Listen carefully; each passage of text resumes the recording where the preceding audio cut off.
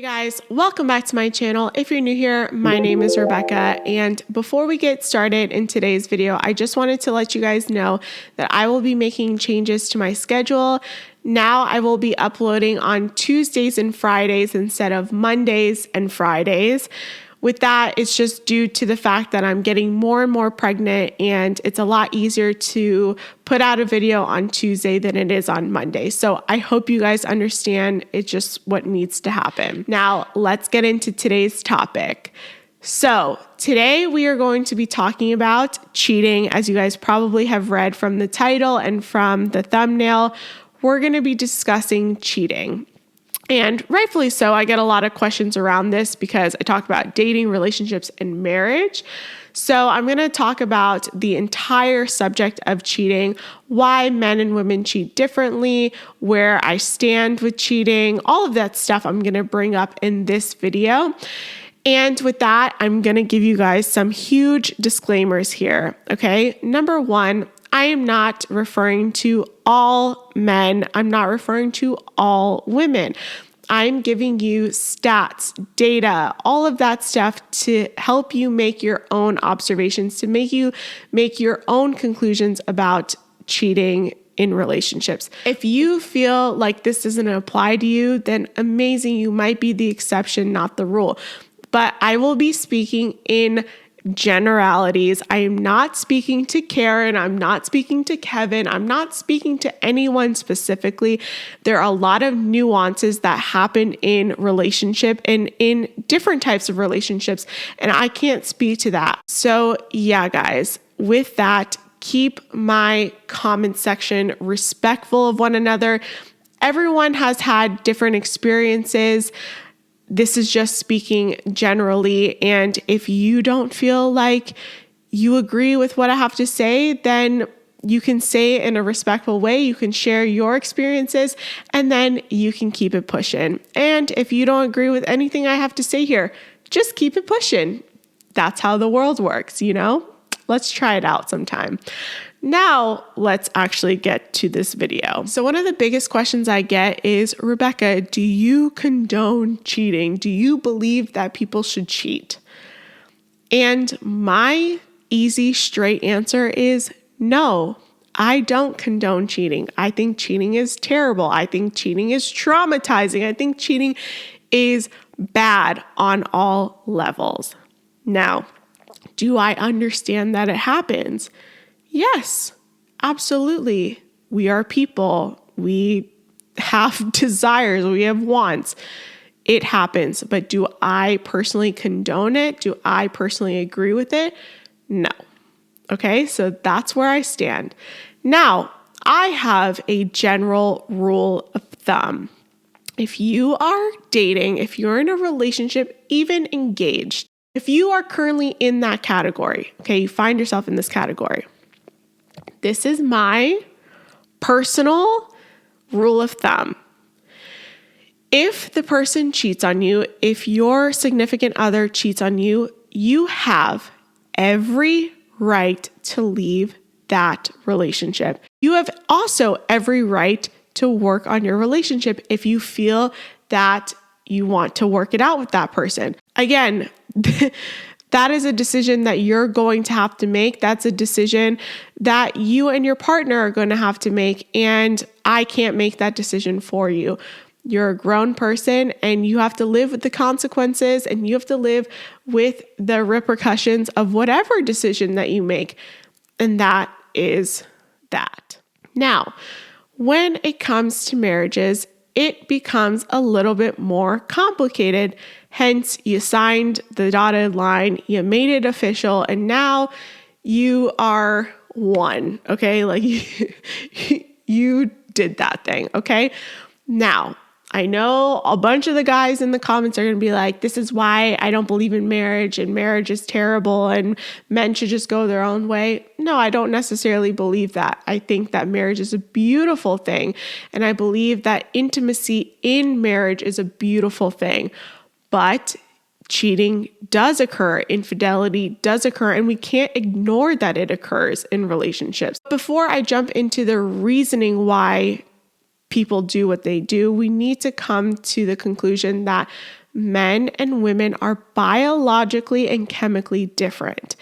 If we don't come to that conclusion, if we don't understand that biology has a huge play and a huge role in this, then this conversation is definitely not going to jive with a lot of you. So that is, again, something that we need to get squared away before we even continue this conversation. If you don't believe that, then you don't believe that. And again, keep it pushing.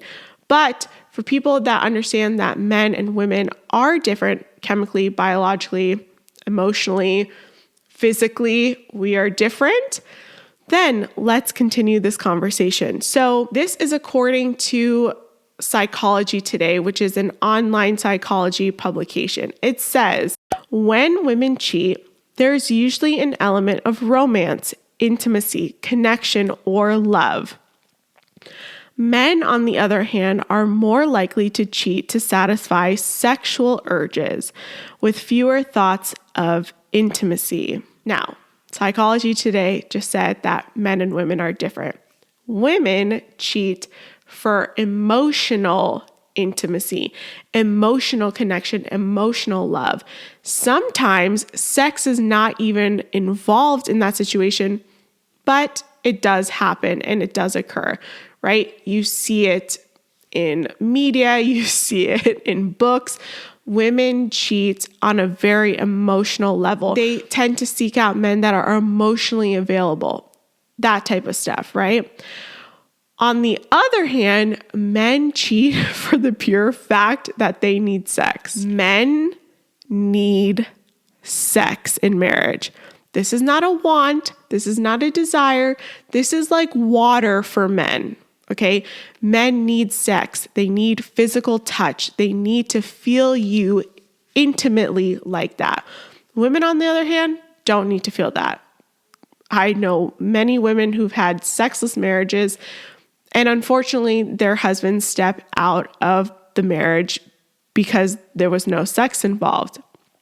Again, if this doesn't apply to you, keep it pushing. If you're in a sexless marriage right now and you find it wonderful, great. That's amazing. You're the exception, not the rule.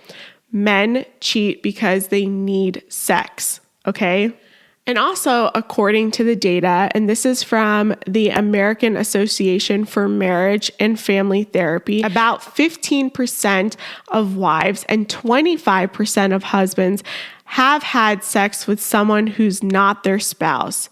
When actions other than sex are considered, the numbers rise. Marriage counselor M. Gary Newman claims 1 in 2.7 men will cheat at some point. While we may not have exact numbers, it appears that men cheat more than women, but the ladies have been cheating more frequently in the recent years. And I believe that's due to hypergamy, where women tend to cheat up. They tend to seek a man that is more valuable to them in their eyes than their husbands. They want someone at a different level, where in the same study, it says that 88% of men claim that the other woman wasn't better looking than their wives. So what does that suggest? It suggests that men don't necessarily need to have sex with someone that is better than their wives. Usually when you see an infidelity case, the wife finds out that the husband cheated on her with someone that's uglier than her, doesn't meet the same level as her. Men can compartmentalize sex. They can compartmentalize relationships. They can compartmentalize work. Whereas women, everything is intertwined. Everything is an emotional response. And for the most part, not all women, but a majority of women, our lives are very complex. We have a lot of interpersonal relationships, and we have a lot of things that we digest on a daily basis. But men, on the other hand, if they have sex with a woman, it's purely sex. And when women have sex with another man that's not her husband, it's an emotional response. It's a very intimate thing. This is primarily why I believe, again, this is not the stats, this is not anyone else, this is why I believe when women cheat, it's almost hurts more for everyone involved because there was an emotional attachment involved. There was an emotional element involved, where men, on the other hand, sex was purely sex, and it was, not necessarily an emotional thing. And this is why I believe that a lot of men don't leave their wives for their lovers, while women will leave their husbands for their lovers, because there is an emotional element when women cheat. So again, I think that when women cheat, it becomes much more of a problem than when men cheat, because there is that emotional attachment involved. Does it make it right? No. Does it make any of it right? No. I don't think that cheating should happen in relationships. I think that there has to be a level of discipline between men and women. And I think that men need more discipline in their lives when it comes to that. But if you have a woman, a wife that starves her husband of that need, that's a need. Sex is a need. I'll repeat it over and over. For men, if they starve their men of sex, maybe 3 months, 6 months, a year, whatever it is, right? That can create a lot of problems. Now, again, if you are that person that lives a sexless marriage and you find happiness in whatever, cool. You're the exception, not the rule. For the majority of people, the stats and the data support some of these conclusions, okay? Does it make cheating less traumatic? Does it make cheating, worse or better? No, cheating is bad on all levels. Cheating is bad if you're dating. Cheating is bad if you're in a committed marriage for 20 years, right? But I personally believe that people can work through infidelity, especially if it's happened once, right? If it's happened multiple times, that becomes a little bit more difficult and more challenging to navigate through. And at that point, there is an exit plan.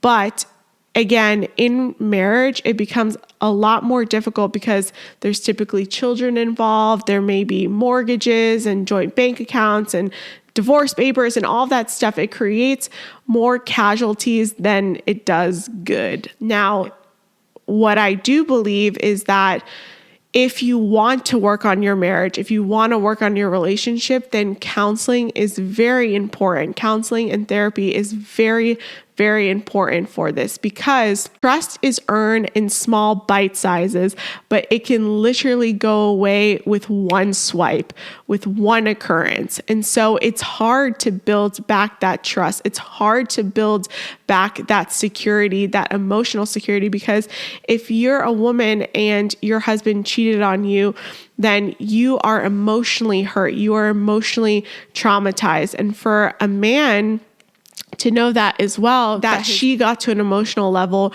where she no longer sees him as an adequate partner. So yes, there is a lot of trauma involved, and trust is very hard to earn back. But I believe it can be earned back, because I've seen it personally in my parents' relationships. I've seen it in the people that I do counseling with. It didn't happen overnight, and you're not going to resolve it overnight. It requires a lot of work from both sides. And it's hard when you are the person that was cheated on. There's a lot of trust, there's a lot of trauma, and there's a lot of things that need to be done in order to rebuild and restore that marriage or that relationship. But it can be done through counseling, through therapy, through individual therapy, and through group and marriage counseling together. I find that that is very important. And also bringing these things up to the light, bringing transparency to them, and also having courageous conversations around them, right? Why that person felt the need to step out. What happened? How could we fix it? Get to the root cause of that problem. Get to the root cause of the issue. So you need to actively be speaking your partner's love language. If your partner's love language is physical touch, for most men it is, then as a woman, you need to be hugging them, you need to be kissing them, you need to be showing physical affection to them. If you're a woman and your love language is quality time, right? As a husband, you should know that you should schedule dates, you should schedule date nights, you should have quality time with each other where you are spending time without any other distractions and you're just focusing on the relationship. We need to understand what our partner's love language is. If you don't understand what your partner's love language is, you'll speak the wrong love language for a majority of your relationship and realize that both of your love tanks have been depleted over time. So my solution here is to understand what each other's love language is, to speak each other's love language, and to also seek therapy and counseling. You don't have to get to a point where you guys are on the verge of divorce to get counseling. You don't have to be at that point. Intimacy in marriage is amazing, but we need to get to a point where we're actually working on our marriage. We are active participants in our marriage. In order to keep it going, complacency will kill a marriage. Complacency will lead to things like infidelity and eventually divorce. So that is one of my biggest takeaways, guys. Learn to speak your partner's love language. Be an active participant in your marriage, in your relationship. And if counseling is needed, seek therapy, seek counseling. So that is where I stand on cheating. I hope that this helped someone understand. I will link all of these resources down below for you guys to check out, for you guys to have access to. There are a few articles here, but I hope you guys enjoyed this video. If you did, please give it a big thumbs up, subscribe down below, and I will see you in my next video. Bye, guys.